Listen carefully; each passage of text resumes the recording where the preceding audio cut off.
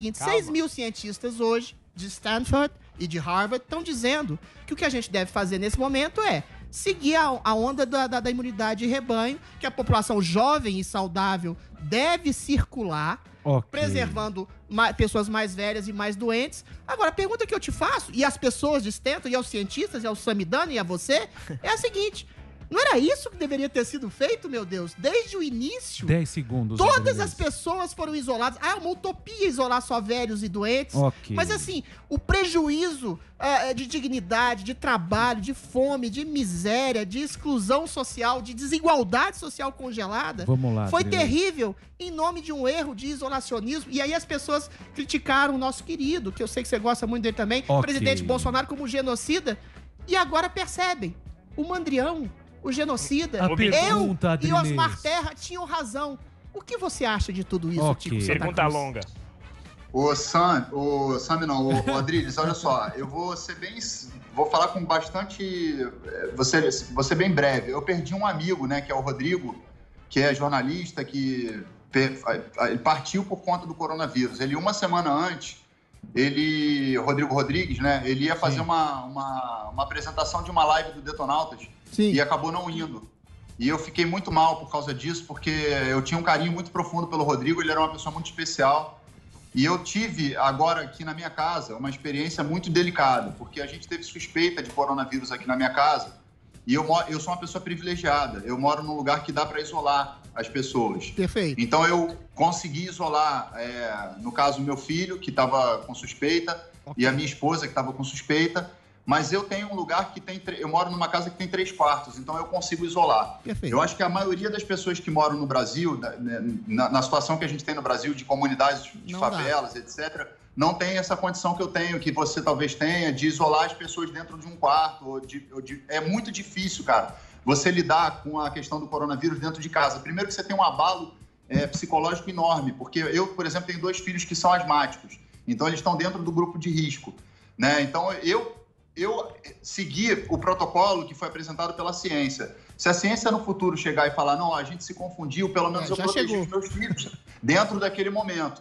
Então eu não me sinto capacitado para dizer quem está certo e quem está errado. Eu acho que, por exemplo, o Japão, que é um país seríssimo e não é aliado da China e não entra em conspirações, adiou uma Olimpíada. Nem durante a Segunda Guerra Mundial, na época do Hitler, o Japão adiou uma Olimpíada. E era no Japão a Olimpíada, por acaso. Não foi adiada a Olimpíada. Então, se porventura a comunidade científica internacional chegou na conclusão de que o melhor a se fazer para preservar vidas era isolar, eu segui esse protocolo, continuo seguindo, inclusive. Então, eu não tenho condição de entrar num debate com você em relação a isso, porque eu não tenho conhecimento científico para afirmar alguma coisa. Eu fiz o que a ciência indicou. Eu não posso ouvir...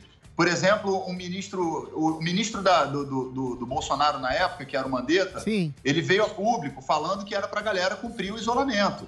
Se o Bolsonaro estava falando que não era, eu tenho que confiar em quem? Num cara que é médico ou no Bolsonaro que não estudou porra nenhuma? Eu vou confiar no médico, entendeu? Claro. Então, assim, se o Bolsonaro está certo, está errado, não está certo... Isso é uma discussão que é irrelevante nesse momento. A gente está com 150 mil pessoas que faleceram sem saber exatamente se a gente está com número subnotificação. Subnotificação. Ou supernotificação. Então é melhor não arriscar, porque quando a gente está num programa tão importante quanto o Pânico, com uma audiência tão grande, se a gente fala sobre isso e um jovem escuta e fala, eu não vou me preocupar e tal, etc., e o cara sai, e de repente se contamina e leva para dentro de casa, e ele não tem o privilégio que eu tenho de me isolar dentro de casa com... Né? Ele pode passar para a avó dele, pode passar para o avô e a gente perde uma vida. Não, mas o isolamento é das pessoas mais frágeis, o Tico. Eventualmente, sim, é difícil isolar os mais velhos, os mais doentes. Mas impossível é isolar todo mundo. Como você bem disse, tem pessoas que são mais pobres, que têm condições precárias de habitação e de trabalho, e essas pessoas foram alijadas da possibilidade de trabalho. Só um comentário que eu queria fazer em relação à ciência.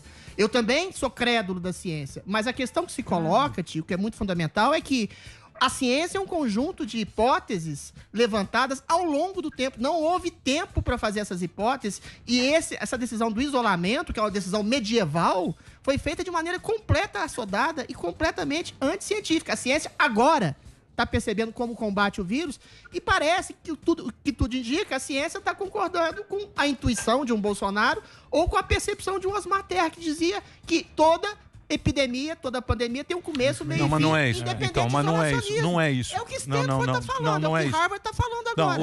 É uma conclusão científica. Tudo bem. Eu acho que a ciência e o cientista, tanto é que ele fala, eu não tinha razão, esse número aqui está dizendo, a ciência é assim, não é um dogma. Não é um dogma. O problema que o Tico está falando, e que eu também concordo com ele, e acho que todo mundo concorda aqui, é não minimizar. Não, ninguém está porque minimizar para quem está falando para muita gente é perigoso, porque a gente não sabe. Exatamente. Quando você não sabe, se você minimiza... Não, é minimizar. Você não ter contato com pessoas mais velhas e doentes é bem fácil de ser entendido. Eu sei. Eu entendo você. Você tinha razão, a Suécia teve razão, tanto é que estão olhando para esse lado da Suécia, mas não pode, você não pode minimizar uma coisa que você não conhece. E nem carimbar o que é para fazer. É isso. E nem carimbar, bichão.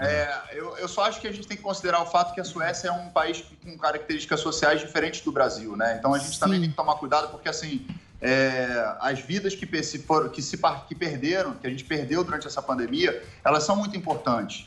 Né? Sem dúvida. Eu, por exemplo, eu fiquei apavorado aqui dentro de casa quando surgiu essa questão da possibilidade de alguém estar contaminado, porque eu estava com a minha sogra aqui dentro de casa, entende? Sim, claro. Então, assim, a minha sogra é uma pessoa que eu tenho um amor profundo por ela, pela minha família, pelas pessoas que estão aqui. Então, eu me sentiria bastante culpado se acontecesse alguma coisa com ela, né, por conta dessa questão do isolamento. Ele não é tão simples isolar as pessoas. Né? Não é tão fácil colocar os idosos isolados numa casa onde 10 pessoas...